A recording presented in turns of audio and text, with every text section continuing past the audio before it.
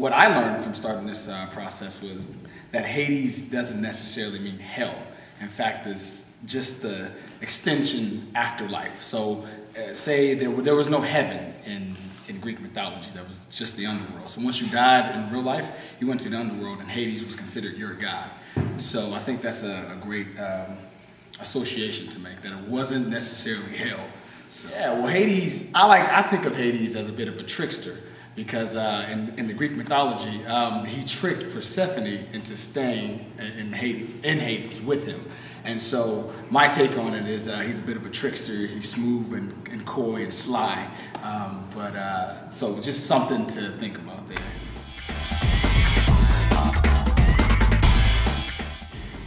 Hades, you'll see Hades as a record producer. That's my take on Hades. He wants you to get you to sign the contract that sounds oh so good, but probably won't be the best for you. And that goes back to the trickster of Hades. So you're gonna see a smooth record deal.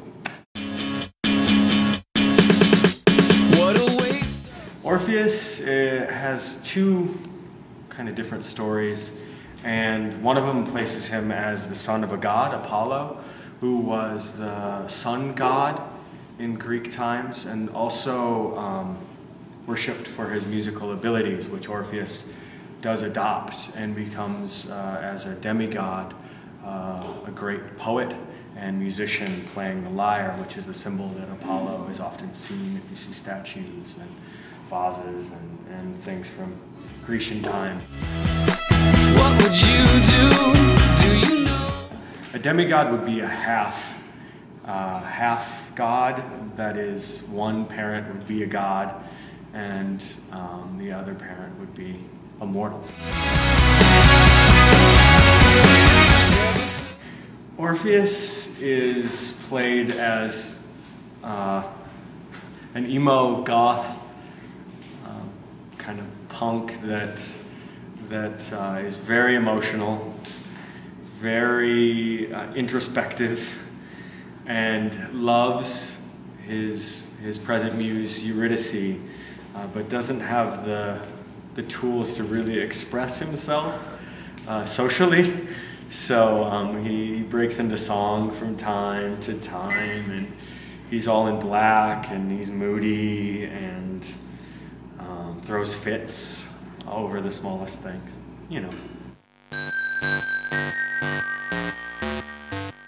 Classically, she was depicted as a heroine, a huntress heroine. She was immortal. She was abandoned by her father as an infant and raised by a she-bear in the wilderness. And once her father found out that she was living, he wanted her to be wed. But Atlanta really is known for her independent spirit, and she didn't want to be wed. So she came up with a plan to kind of test all the men that wanted to wed her. So basically, she would challenge every man that wanted to marry her to a race, to a foot race. Whoever could beat her would be the one that would marry her. Most of the men never beat her in a foot race, and the one that did was Melanonian, I believe that's how you pronounce his name. And the only reason that he was able to beat Atlanta was because he asked for help from Aphrodite to attain 3 golden apples, which he placed in the course of the race. And Atlanta was distracted by the apples, and because she was distracted by it, he was able to beat her. So that's more or less the story of Atlanta. Mainly focusing on her strength, her competitiveness, her strong mind. She has a strong head, speaks her opinion. She isn't afraid to speak her opinion, even in a room full of men.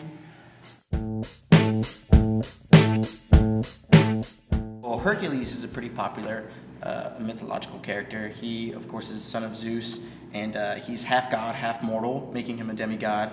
But the interesting thing about Hercules is that, unlike most demigods, he is immortal, so he can't die, but he's still half and half. He gets to be portrayed in this show kind of like very male chauvinistic-like and goofy and not so smart at times, so it attributes to his strength and the power that he has, but really doesn't talk about his brain, so it's a funny take on him. Ah, yes! So the Furies were women that were born from the earth out of blood, and they were seen as hideous hags that had black eyes that oozed pus. And the next set of women that I'm portraying are the Sirens, and they're half bird, half women. And they would lure men with their beautiful song, and men would sit there. They wouldn't kill them, but men would sit there until they would literally rot away because they listened to them for their entire life and just die from not eating or sleeping or anything. They would just sit there and die. And also, the Harpies are women. They're winged women that were also called snatchers. And if someone was missing something, people would say the Harpies had snatched it away. And fun fact, they would also poop on people. I love you so, hey, that's what you'll say. You'll tell me, baby, baby. And in this show, I portray these characters in a multitude of ways. You'll be seeing a rainbow bright doll on a big kind of stick with big wings, and I wear a giant, for the Sirens, I wear a giant kind of puppet that has a bunch of Barbies on it. And basically all of the women, the Furies, the Harpies, and the Sirens are all portrayed by giant dolls or Barbies manipulated by me.